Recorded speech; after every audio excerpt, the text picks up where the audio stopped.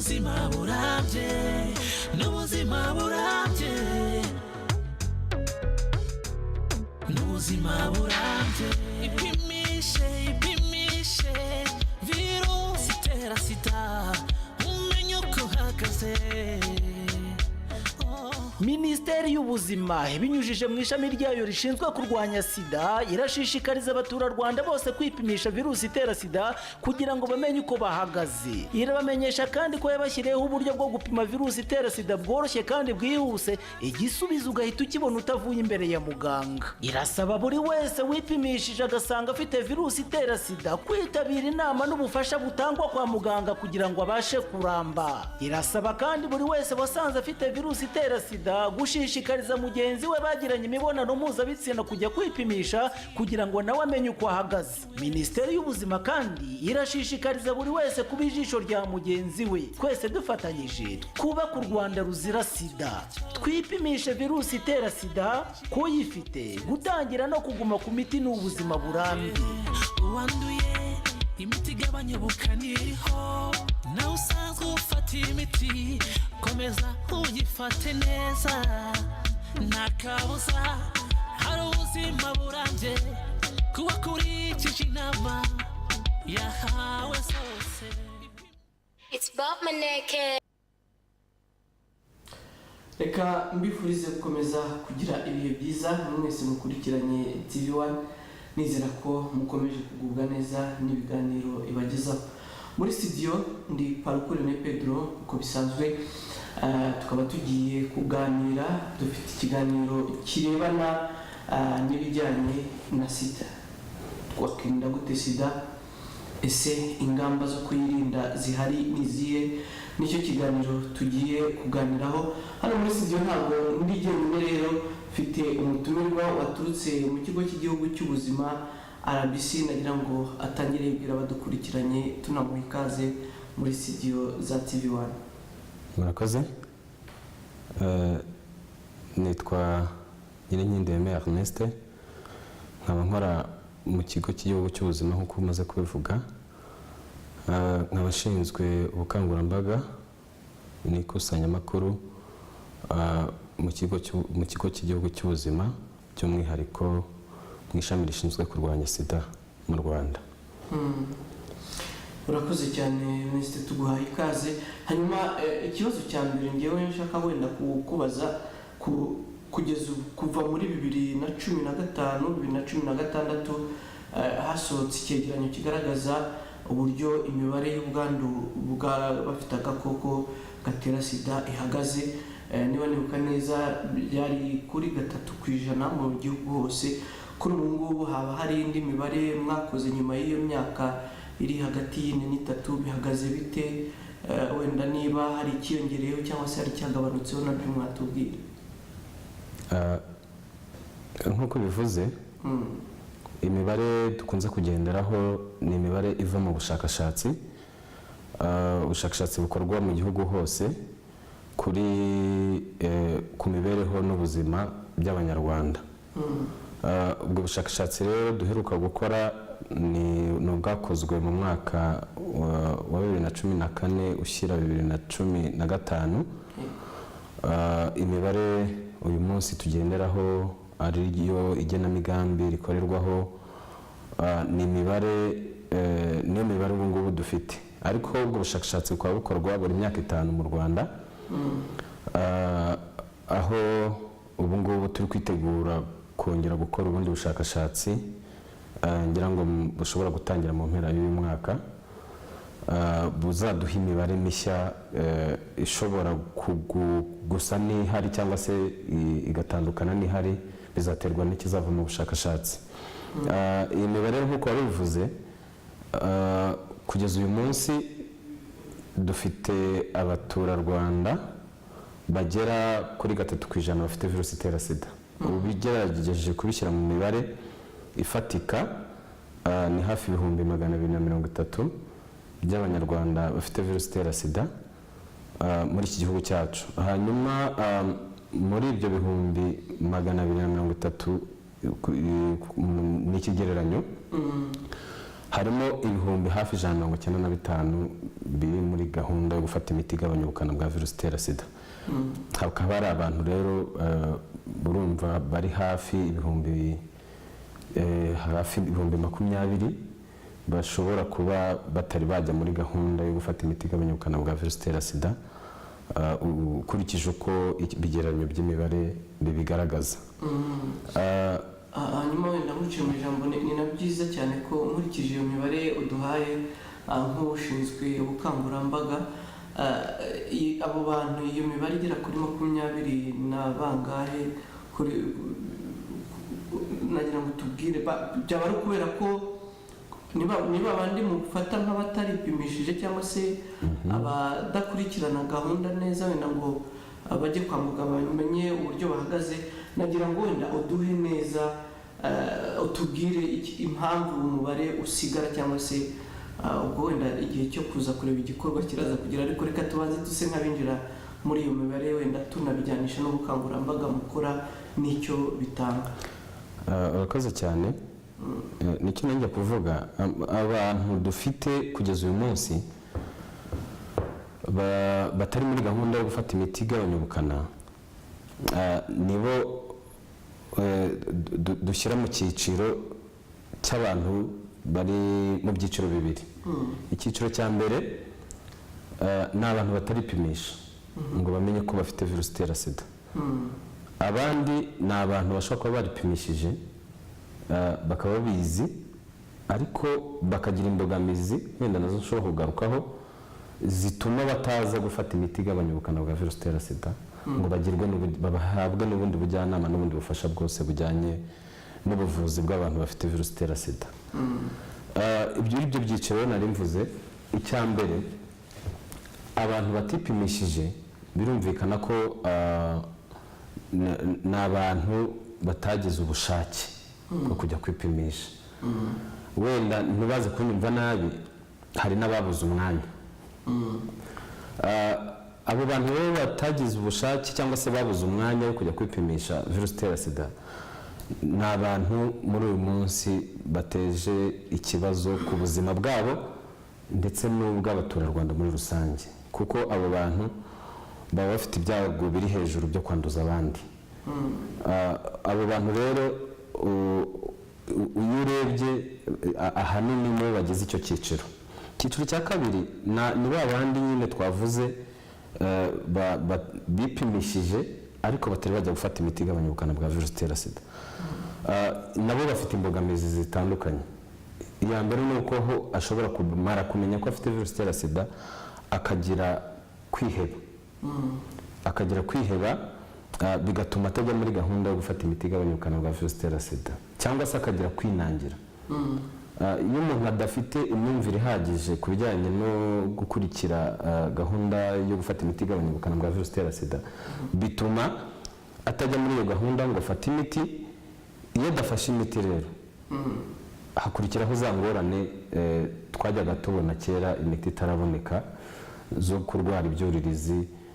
Ugasanga abo bantu nibo tugeze bagiye mu bitaro barwaye ibyuririzi, bakajya muri koma, mbese bikagorana kubavura izindi ndwara z'uririro. Hanyuma wenda reka nse nkugaruka mu bijyanye n'imibare. Mu nama iheruka i Kigali mu myaka 2 ishize, hari inama mpuzamahanga yabereye i Kigali, bagaragazaga ko by'umwihariko mu bushakashatsi bwakozwe hano mu Rwanda, mu mujyi wa Kigali, mu bantu 300 batuye umujyi wa Kigali, nibuze 21 barimo bafite ubwandu bw'agakoko ka sida. Hanyuma ikindi bingana na 7% by'abatuye umujyi wa Kigali. Ubwo ndimo ndasa nk'uwinjira nza kuganisha kugeza ubu nk'abashinzwe ubukangurambaga icyo murimo mukora, cyangwa se niba hari n'impinduka wenda mukurikije, n'ubwo wenda bitajya mu mibare cyane ko mwavuze ko murimo muteganya gukora ubundi bushakashatsi, ariko 21 muri 300 bafite ubwandu bwa sida. Hanyuma mu abagabo ubwo ni hagati y'imyaka 15 na 19.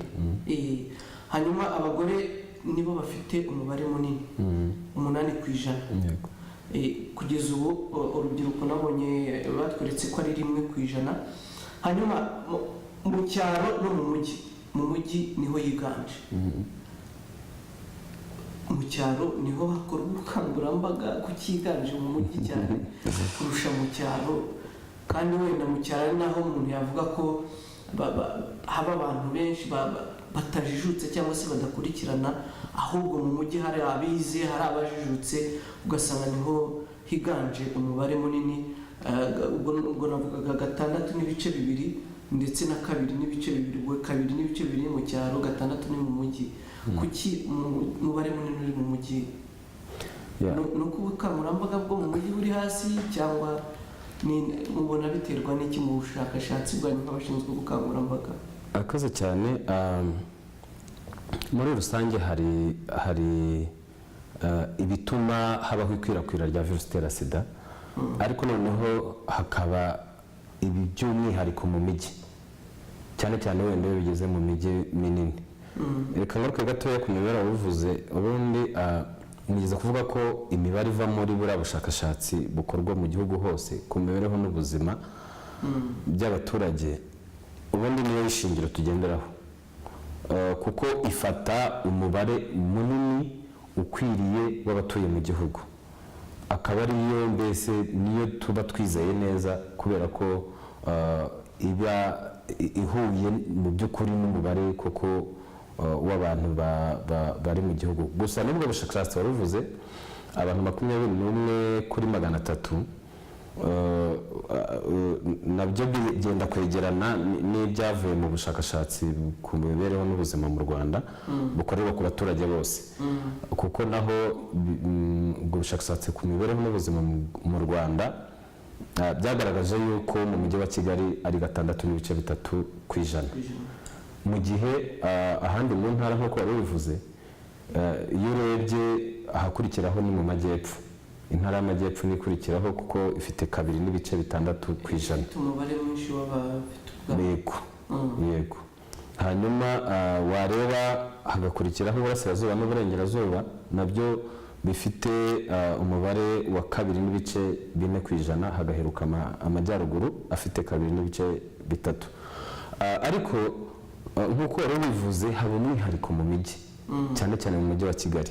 Umujyi wa Kigali harimo ibintu byinshi bishobora gutuma ikwirakwizwa rya virusi itera sida rijya hejuru kuruta mu zindi ntara. Si uko twibanda, ubukangurambaga bwacu ntibwibanda cyane mu cyaro kurusha mu mijyi, tugerageza kubusaranganya hose, ariko mu mujyi hari impamvu nyinshi. Icya mbere, buriya mu mujyi wa Kigali hahuriramo abantu benshi baturutse hirya no hino batandukanye.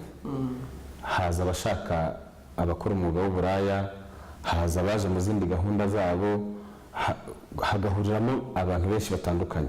Noneho abakora umwuga w'uburaya nabo bazi i Kigali kuko ariho hari amafaranga, niho baza cyane.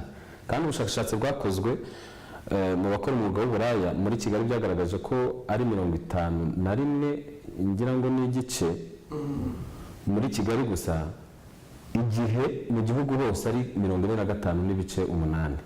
Bivuga ko urebye mu bakora umwuga w'uburaya niho hari virusi itera sida cyane, kuko urumva ko ni benshi, hafi 1 muri 2 bafite virusi itera sida.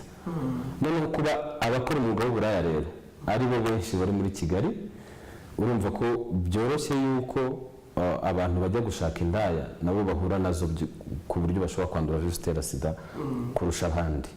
Icyo ni kimwe. Icya kabiri, ba bantu baturuka hirya no hino no mu bindi bihugu batari abanyarwanda, nabo baza bashaka, baruhukira mu mujyi wa Kigali, niho babanziriza. Abenshi baba bafite n'amafaranga. Amafaranga rero bashobora kuyakoresha bakayakoresha nabi, kuko ushobora gusanga babandi bakora umwuga w'uburaya bahuye n'ibishuko byo gukoreshwa imibonano mpuzabitsina idakingiye, bakaba babanduza, kandi iyo babanduje nabo banduza abandi. Ni uruhererekane. Noneho rero aho ngaho virusi itera sida iri mu bantu benshi, no kuyanduza abandi bantu benshi urumva ko byoroshye. Mu cyaro rero iyo ugiyeyo usanga si ukuvuga ko aribo bahugukiwe cyane n'ibijyanye no kwirinda virusi itera sida, ariko ibibashyira mu kaga ko kwandura virusi itera sida n'ibishuko bihari ntabwo bingana n'ibyo mu mijyi, kuko mu mujyi haba hari amafaranga, hari ibigezweho abantu birukankira, ariko mu cyaro usanga hakiri umuco wenda mu by'ukuri wo kubasha kugira ibyo bifataho. Ubwo rero akaba ariyo mpamvu usanga mu mujyi virusi itera sida iri hejuru kurusha mu cyaro. Hari ikindi wari uvuze ku bijyanye n'abagore. Abagore mu by'ukuri koko nibyo nibo bari kugaragaramo umubare munini, kuko yego, kuko iyo urebye mu mibare muri ubwo bushakashatsi bwakozwe usanga 3.6% ku ijana ni abagore, mu gihe 2.2 ari abagabo. Bivuze ngo urumva ko abagore barusha abagabo ho 1.4. Ariko hari igihe ushobora gusanga abantu bibwira ngo abagore wenda ngo nibo ubwo aribo benshi banduye virusi itera sida, ngo ni uko aribo bakora uburaya cyane. Ntabwo ariyo mpamvu, kuko ahenshi usanga aricyo kintu bahita bazamura. Ariko impamvu nyamukuru ni imiterere y'imyanya myibarukiro y'imyanya y'igitsina gore uko iteye. Umugore uko ateye bimushyira mu kaga ko kwandura virusi itera sida cyane kurusha umugabo. Niyo mpamvu usanga imibare y'abagore iri hejuru, kuko abagore nabo ni n'abantu bakunda guhura n'ibishuko cyane, bagira byinshi bakenera wenda batabashije kwigeraho bakajya kubishaka ku bagabo. Hakaba n'igihe ujya wumva bimwe mu biganiro by'abantu bakora umwuga w'uburaya bavuga bati iyo umugabo aje niba yari kumpa 5,000 akambwira ko ari gukoreraho adakoresha agakingirizo ka 15 ndemera. Urumva ibyo ni ibintu bimushyira mu kaga, kuko agiye gukora imibonano mpuzabitsina idakingiye. Uwo muntu bagiye gukora imibonano mpuzabitsina idakingiye ntabwo azi uko ahagaze. Niba atazi uko ahagaze rero bumva ko bimushyira mu kaga kugira ute, kuko bayakwandura virusi itera sida. So abagabo rero ntabwo bafite ibyago byinshi cyane byo kwandura virusi itera sida nk'uko abagore babifite. Ingamba rero zo kurwanya icyorezo cya virusi itera sida dukomeza tuzikwirakwiza hose mu gihugu, ariko nk'uko bivuze bwo nanone ntitwirengagiza ahugarijwe kurusha ahandi, kuko mu mujyi wa Kigali niba tubona ko mu bantu 6 hafi 7 bafite virusi itera sida mu ijana, abantu 6 hafi 7 bafite virusi itera sida ufasha abantu 100, ahandi ni 2 hafi 3. Urumva yuko rero nawe ukaza ingamba uzikaza hahandi hari ibyago byinshi. Yego. Hanyuma wenda reka n'ubundi usa nk'uwatwinjije muri gahunda yo gukangurambaga cyangwa se izo ngamba kugeza ubu. Reka duhere hamwe hagaragara imibare mito cyangwa se imibare mike y'abafite ubu bwandu bw'agakoko ka sida. Kugeza ubu ngubu gahunda y'ubukangurambaga mu cyaro ihagaze ite, ikorwa ite muri rusange? Urakoze cyane. Ubusanzwe hari ibyo abantu bari bamenyereye byo kujya mu isoko, wenda hakaza umuhanzi cyangwa hakaza ibyuma bakaririmba, ababyinnyi bakabyina bakabaha message cyangwa bakina amateatre. Wenda ibyo ntitukibikora cyane, ariko n'ubundi bibaye ngombwa turabikora, ariko ku buryo bujyanye na politike y'igihugu yo kubona umusaruro mwinshi tudatakaje byinshi. Uburyo rero ubu ngubu dusigaye dukoresha burimo ubwo ngubwo, burimo n'ubu ngubu bwanyu turi aha ngaha mu kiganiro. Abantu nzi ko badukurikiye barumva ubutumwa, ibyo dushaka kubagezaho barabikurikirana. tukongeraho noneho no gukorana n'inzego z'ibanze hasi iyo mu cyaro, abajyanama b'ubuzima, inzego z'urubyiruko, inzego mbese zose zishobora kugira uruhare mu kuzamura ubuzima bw'abaturage. Ubundi noneho tugerageza gukora ubukangurambaga muri buri karere, kuko urumva ntabwo byoroshye ubukangurambaga wenda bwaguye bwo gukora iminsi mikuru cyangwa se niba ariko nabyita, muri buri karere tukajyamo tukagirana ibiganiro n'abatuye mu karere. Ntabwo byoroshye wenda ko buri mwaka buri karere tukageramo, ariko tugira uburyo dukora ingengabihe buri mwaka tukajya nko mu turere 5 cyangwa se 10 bitewe n'uko ubushobozi bwabonetse, hanyuma tukabakorera ubukangurambaga. Ari ibintu mwari mwarakoze by'ama-club anti-sida byanyuraga cyane cyane mu rubyiruko, mu banyeshuri, ariko no mu tugari, mu mirenge hari byari bimaze gushyirwaho, ariko bisa nk'ibitacyumvikana. Ernest, bihagaze bite? Byavuyeho se cyangwa se nuko wenda mutakigira icyo gihe cyo kugira ngo izo gahunda cyangwa se abo bantu mwahuzaga kirya gihe mugendeye kuri ayo ma-club anti-sida mwari mwarakoze abashe nagira ngo nabonereho kutubwira ese yatangaga umusaruro ki muri gahunda zanyu ubukangurambaga, hari icyo byafashaga? Urakoze. Nibyo koko habagaho ama-club anti-sida wenda mu bice by'iyo kure, mu byaro, mu tugari, mu murenge, mu mashuri. Akenshi twabaga dufite abafatanyabikorwa bashinzwe nk'icyo kintu. Hakaba hari imiryango nayo ibafasha kugira ngo babashe kubona ubushobozi bwo gukurikirana ku buryo bworoshye. Mu mashuri kugeza uyu munsi ntabwo ari mu mashuri yose, ariko dufite abafatanyabikorwa bafite uturere tumwe na tumwe bakoreramo ku buryo ayo ma-club anti-sida mu mashuri akora. Mu minsi yashize twari dufitanye ikiganiro n'umuntu ushinzwe ubuzima mu kigo muri Minisiteri y'Urubyiruko, ndetse dushaka kugira ngo turebe ko twakorana n'umuntu ushinzwe ubuzima nanone muri Minisiteri y'Amashuri abanza n'ayisumbuye, muri REB, hanyuma turebe uburyo byasubizwaho abanyeshuri bigakorwa, hakabaho uburyo bwo kubafasha kugira ngo babashe kubyorganiza, ariko bitadusabye ya mafaranga babafatanyabikorwa twagiraga bashyiragamo, kuko biranashoboka ko twabikora kandi tudakoresha amafaranga nk'ayo bakoreshaga. Byaba bifite n'isano no kugabanuka kwa budget cyangwa se kw'ingengo y'imari yashyirwagamo? Icyo nacyo kirimo, ingingo y'imari yaragabanutse, kuko hari miliyari zigera kuri 170 zakoreshwaga, ariko zaje kugabanuka bitewe n'ibibazo, ngira ngo nkuko sinzi niba byaba bifitanye isano n'abo baterankunga bavugaga. Yego nibyo bifitanye isano, ariko nanone ntabwo bivuze yuko bigomba guhagarara.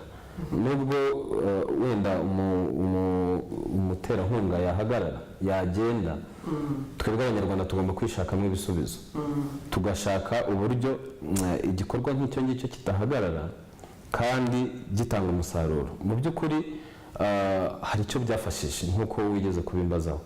Icyo byafashijeho ni uko kugeza uyu munsi tudafite impungenge y'uko abanyarwanda batazi virusi itera sida n'ibibi byayo n'uburyo bwo kuyirinda n'uko yandura. Ibyo tuzi yuko babizi, kuko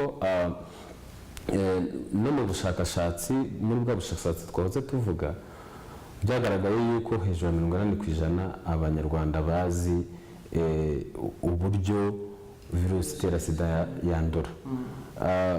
ibyo rero bitanga icyizere, burya bajya bavuga ngo ibuye ryagaragaye ntiriba rikishe isuka. Akaba ariyo mpamvu usanga abanyarwanda bagerageza gukoresha ingamba cyangwa se serivisi zihari zashyizweho na guverinoma zo kurwanya kiriya cyorezo, kuko ubu ngubu kuva muri 2005 kugeza uyu munsi imibare y'abantu bandura virusi itera sida ntabwo yiyongeye, ahubwo yaragabanutse.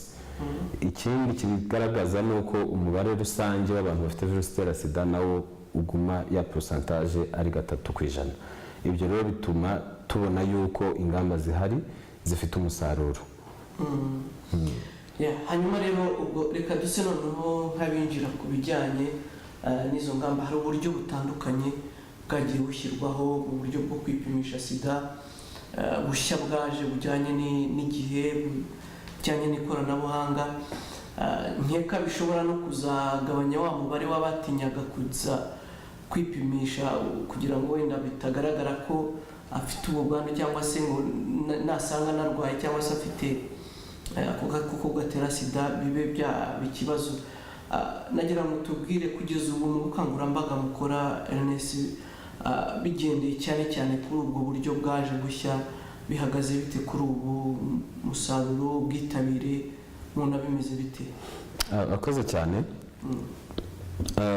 Zimwe muri za ngamba twahoze tuvuga mu rwego rwo kugira ngo abanyarwanda bose babone ikibakwiriye kandi bakibone kitabagoye, niyo mpamvu guverinoma ishyiramo imbaraga zose.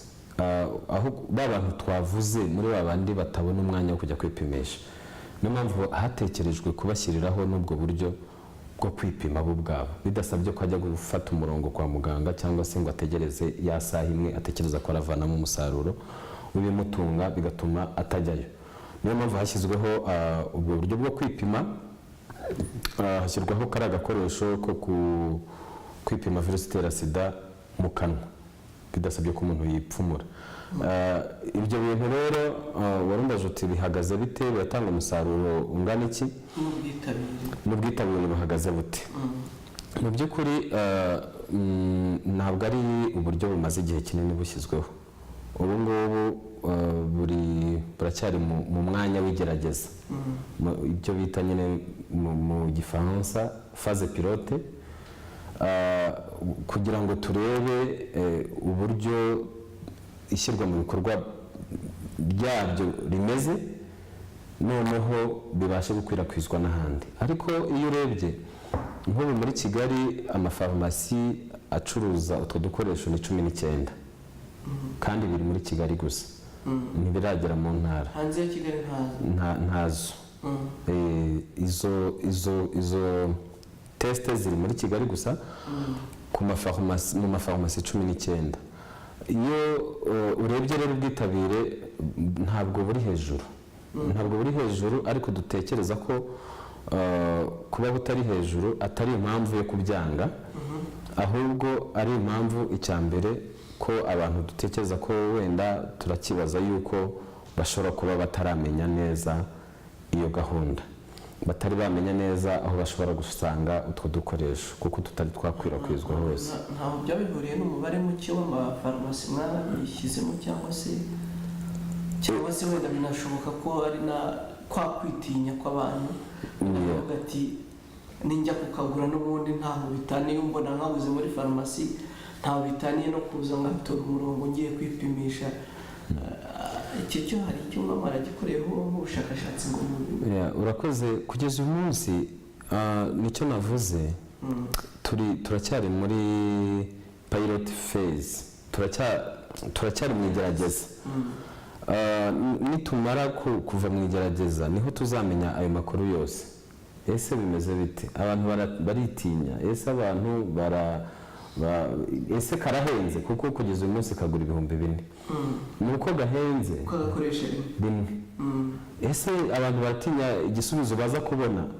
Ibyo byose tuzabimenya, ariko kugeza uyu munsi nta kibazo twahura nacyo cy'umuntu wagize ikibazo, wabonye igisubizo cye bikamutera ikibazo, kuko turabanza tukabasobanurira ikintu cya mbere abantu bagomba kumenya, nuko kariya gakoresho iyo kaguhaye igisubizo kivuga kuri pozitifu ntabwo bivuze ngo ugomba kwiyica ngo birarangiye usanze uri pozitifu. kubera iki? kubera ko n'ubundi kwa muganga natwe kugira ngo duhamye kuri pozitifu ntabwo dukoresha agatesite rimwe. turagupima twasanga uri pozitifu tukavuga tuti birashoboka ko uriya muntu koko ashobora kuba afite virusi itera sida, tukongera tugasubiramo tukajya kuri etape ya kabiri tugakoresha kandi gakoresho. Tesite iyo tuzisubiyemo kabiri tubona ari pozitifu duhamya kuri pozitifu koko. Ariko iyo ari rimwe ntabwo tubihamya. niyo mpamvu umuntu iyo asanze ari pozitifu kuri kariya gatesite ni byiza yuko ajya kwa muganga kugira ngo bajye kuri etape ya kabiri barebe koko ko ari pozitifu. kuko birashoboka yuko kariya gatesite kashobora kuba kamweretse ko ari pozitifu ariko akajya kwa muganga bakajya ku zindi etape bagasanga ni negatifu. nari ngiye kubaza n'ubundi se niba bijya bibaho ko bashobora gusanga umuntu wenda ku nshuro ya mbere bapima bagasanga wenda ni negatifu, iya kabiri bagasanga ni pozitifu, cyangwa se bakaba bapima bakavuga bati ku nshuro ya mbere dusanze ari pozitifu, ku ya kabiri dusanze ari negatifu. bijya bibaho ese hari ka nk'izo zijya zibaho? Yego birashoboka ntabwo ari ka nyinshi kubera yuko kariya kantu kaba gafite icyo bita sensibilité iri hejuru. ni ukuvuga ngo mbese ntabwo kagomba kuyoberwa kumenya ko virusi itera sida irimo kandi irimo igejeje igihe cyo kugaragara. niyo mpamvu gashobora iyo sensibility iri hejuru umuntu umwe mu bantu bageze hafi 10,000 birashoboka yuko hashobora kubaho kumwibeshyaho. niyo mpamvu tujya kuri etape ya kabiri. hanyuma n'uburyo wenda gakoreshwa nabyo byaba hari isano bifitanye na ya gahunda yari iriho mbere ko nibuza uzi ko umuntu yakangurirwaga ko nyuma y'igihe amaze gukora imibonano mpuzabitsina ajya kwipimisha wenda nyuma y'andi mezi nk'atatu akongera akagaruka. nako iyo tesite niko urakoze cyane nicyo nagiye gukurikizaho. hari icyo bita window period, igihe virusi itera sida imaze kwinjira mu mubiri igira igihe cyo kugira ngo umubiri umenye yuko winjiwe ugasohora abasirikare bo kuyirwanya bihariye. noneho rero icyo gihe kitaragera birashoboka ko dushobora gupima virusi itera sida dukoresha kariya gakoresho cyangwa n'utundi dukoresha kwa muganga ntituyibone kandi uyifite, ariko bitewe n'uko umubiri wawe utari wasohora abasirikari bo kurwanya iriya virusi itera sida bihariye kuri virusi itera sida. icyo gihe rero birasaba yuko niba utekereza ko waba warigeze uhura n'ibyago byo kwandura virusi itera sida bigusaba kugira ngo niba usanzwe uri negatifu wenda tuvuge abakoze imibonano mpuzabitsina idakingiye hashize ukwezi uyu munsi kwipima ugasanga uri negatifu, ongera ubara andi mezi 2 kugira ngo uzure amezi 3. nyuma y'amezi 3 nibwo wasubira kwipima cyangwa kwipimisha kugira ngo umenye ko ufite icyo gihe wahuye n'ibyago byo kuba wakwandura kutanduye. icyo gihe biguha igisubizo nyacyo. naho igihe amezi 3 atarageramo igisubizo wabona ntabwo kiba kizewe 100% ku buryo wavuga uti nsanze ndi muzima kandi hashize ibyumweru 2 wenda gusa ukoze imibonano mpuzabitsina idakingiye. bivuze yuko rero ushobora kwibeshya ku gisubizo bitewe n'igihe gishize. nari ngiye kuvuga nanone ku kijyanye n'abantu basanze ari negatifu. umuntu usanze ari negatifu nawe ntabwo abo nibo kenshi batanasubirayo. abo nibo kenshi badasubira kuko utavuga ati ndi muzima ndi muzima.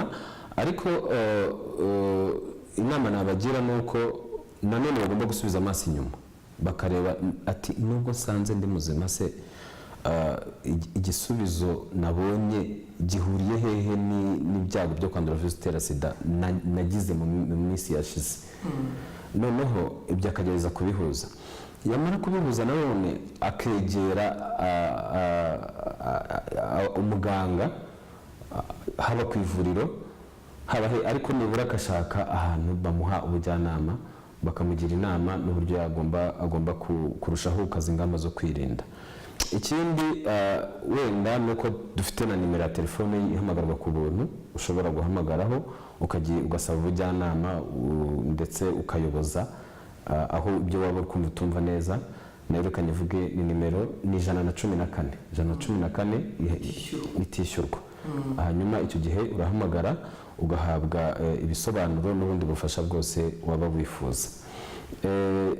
Kuri wenda n'igihe ndabona gikomeza kugenda nagira ngo mvuge no ku zindi ngamba uretse kwipimisha virusi itera sida, kuko nanjye nicyo kintu nashaka ko tujyaho, kuko biragaragara ko ari byinshi twagiye tugarukaho, ariko ikigaragara ni uko kwipimisha ku banyarwanda muri rusange ntabwo barabyumva neza, ngo sinzi niba nabyita ngo bijana ku ijana, ariko nibuza haracyari umubare nubwo ari mutoya, ariko nawe utagomba kurekwa, ukwiye gukangurirwa, ukwiye gufatirwa ingamba. Hari abo bafite ikibazo cyo kutagira umwanya, ariko nanone nubwo hari uburyo bushya bwaje bavuze ko kwitabirwa kugeza ubu nubwo bikiri mu igeragezwa ariko ubona bigenda buhoro.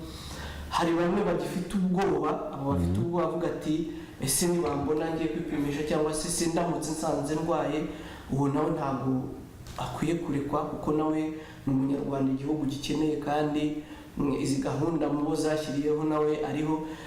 Hari ibintu byinshi, hari noneho na ya mibare twagiye tugarukaho nayo ikwiye kugira ngo iri hasi mu buryo bwo kwandura, cyangwa se iri hejuru mu buryo bwo kwandura imanuka igabanuke, kugira ngo wenda abanyarwanda babashe kugira ubuzima bwiza mu bihe biri imbere. Ibyo byose uko twagiye tubigarukaho, ingamba mufite n'izihe kugeza ubu ngubu nka RBC? Murakoze cyane. Nk'uko bigaragara mu mibare yavuye muri bwa bushakashatsi twavuze, ubundi bigaragara yuko abantu bagera kuri ndibwira 16% mu bagore batigeze bipimisha na rimwe mu mezi ya 12 yabanjirije ubushakashatsi bwakozwe. Ndetse abagabo bagera kuri 20 ngira ngo na 4% nabo ubushakashatsi bwagaragaje ko batigeze bipimisha na rimwe mbere y'ubushakashatsi. Ibyo rero nibyo byatumye nyine Minisiteri y'Ubuzima ikaza ingamba igashyiraho n'ubwo buryo umuntu ashobora kwipima ubwe. Uretse n'ababura umwanya, hari n'abasore batinya, bagira isoni zo kujya ku ivuriro. Abasore, urubyiruko akavuga ati ndajya ku ivuriro se ninjya kwipimisha nkahurirayo n'abantu barabifata bati, akabona ko mbese biteye isoni kujya kwipimisha. Ubwo buryo rero ni imwe mu ngamba zatekerejweho cyane. Hari ikindi kintu nacyo cyatekerejweho nk'uburyo bwo kugerageza gupima abantu koko ubona ko bakwiriye gupimwa. Hari icyo twita uruhererekane rwo gushakisha abantu bafite virusi itera sida twifashishije uwo twasanze afite virusi itera sida. Ariko ni ibintu wenda bigoranye kubyumva, ariko ni uburyo bwiza cyane, kuko ni uburyo bwo gufasha. Natwe muri makeya biradufasha, ntabwo tujya gupima abantu badakwiriye gupimwa, ahubwo dushakisha abantu baba barahuye n'ibyago byo kwandura virusi itera sida kugira ngo tubakangurire kwipimisha virusi itera sida. Abo bantu ashobora kuba yagize imbogamizi zo gutinya, kuko wenda aratekereza ko najya kwipimisha ku ivuriro biramufata umwanya, ariko iyo tumushakishije tumuha amahirwe yo kuza tukamufasha, nubwo yaza muri weekend tukamufasha kumupima kugira ngo abone iyo serivisi ayihabwe, kandi niba yaragize n'ibyago byo kwandura virusi itera sida ahabwe uburenganzira nk'ubw'abandi bwo gufata imiti igabanya ubukana bwa virusi itera sida. Ndagira ngo mbonereho yuko rero mu rwego mu ngamba dufite mu rwego rwo kugabanya abantu bashya bandura virusi itera sida, harimo no gutangiza imiti igabanya ubukana bwa virusi itera sida buri muntu wese basanze afite virusi itera sida, kuko byagaragaye yuko abantu bafite virusi itera sida iyo bafashe imiti kugera ku kigero bakayifata neza, bibaha amahirwe yo gusupima cyangwa se kugabanya virusi bafite mu maraso.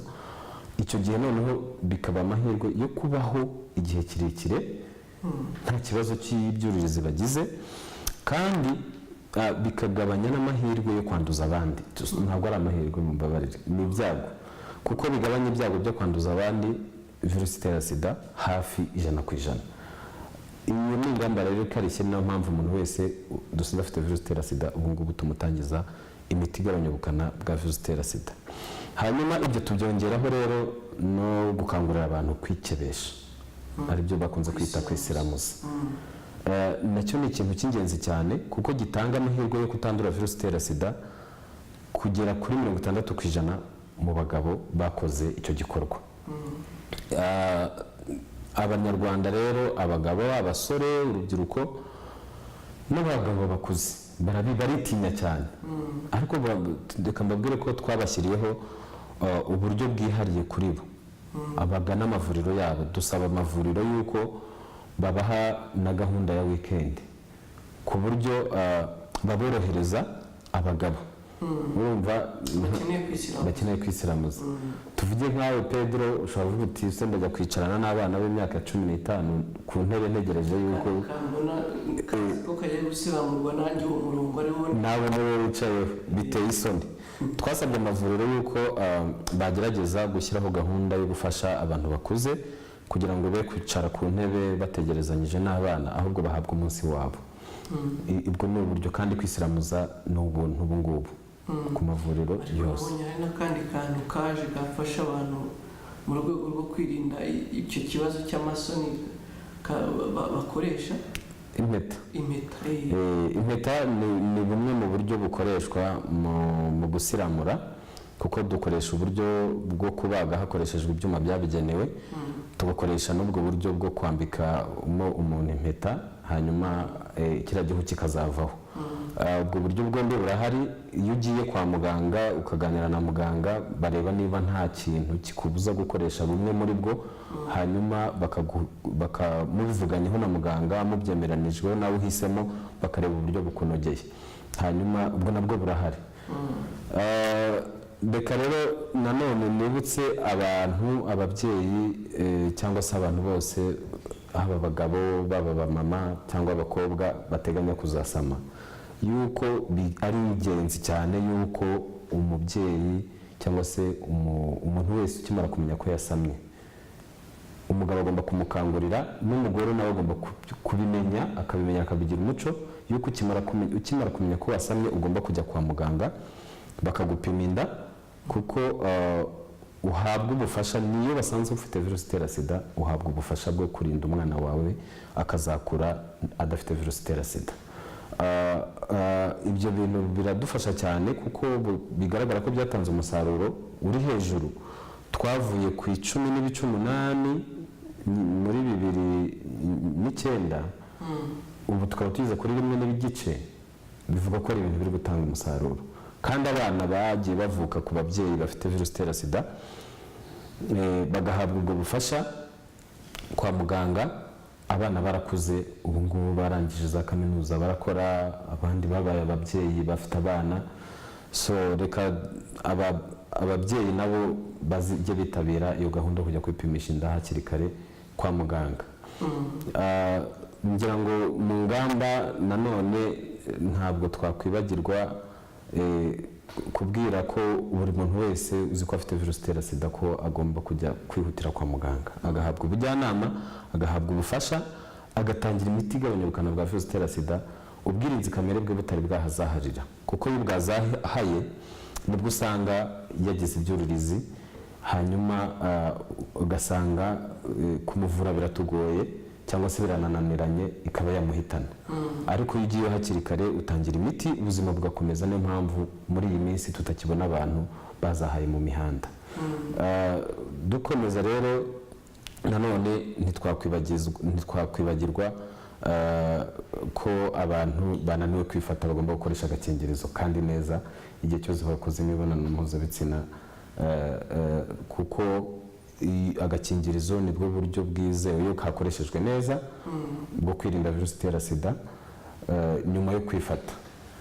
Abantu rero bakoreshe izo ngamba zose kugira ngo tubashe guhashya icyorezo cya virusi itera sida mu gihugu cyacu. Urakoze cyane.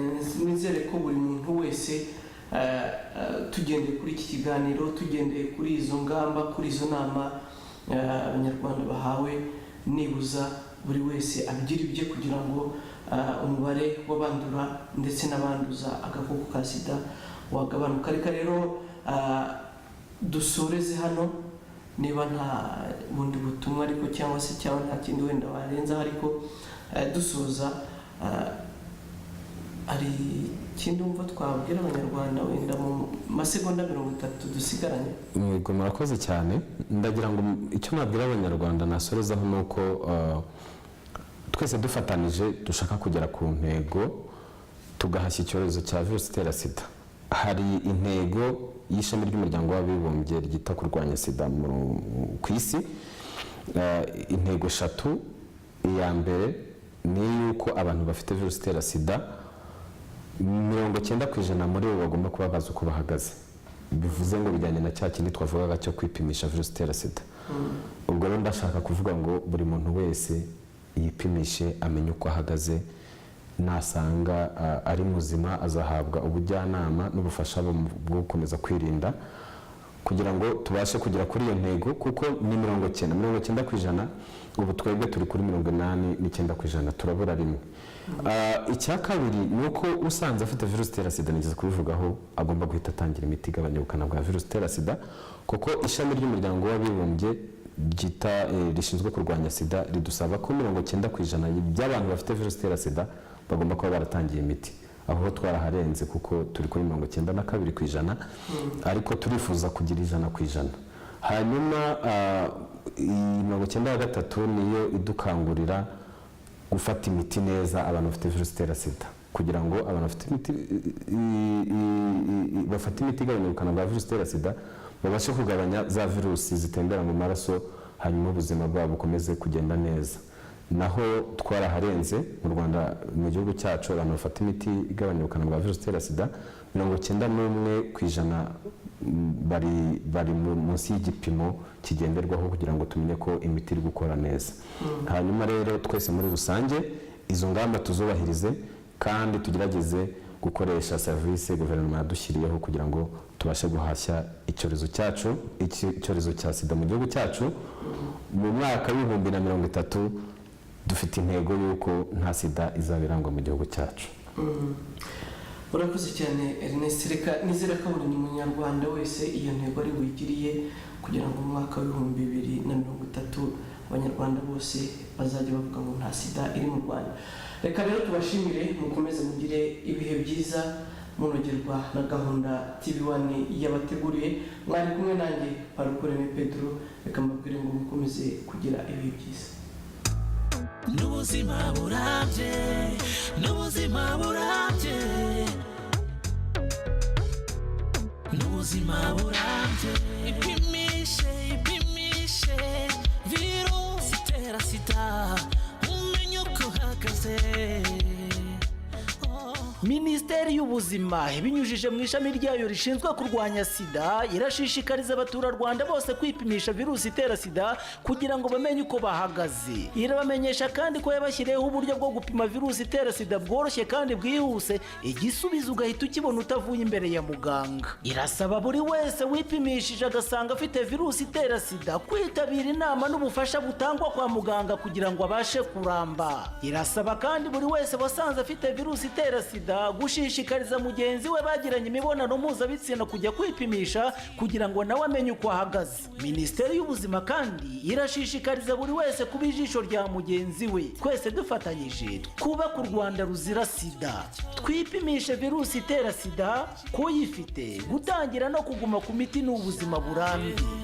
Uwanduye imiti igabanya ubukana iriho, nawe usanzwe ufata imiti komeza uyifate neza, nta kabuza hari ubuzima burambye kuba kurikije inama yahawe zose.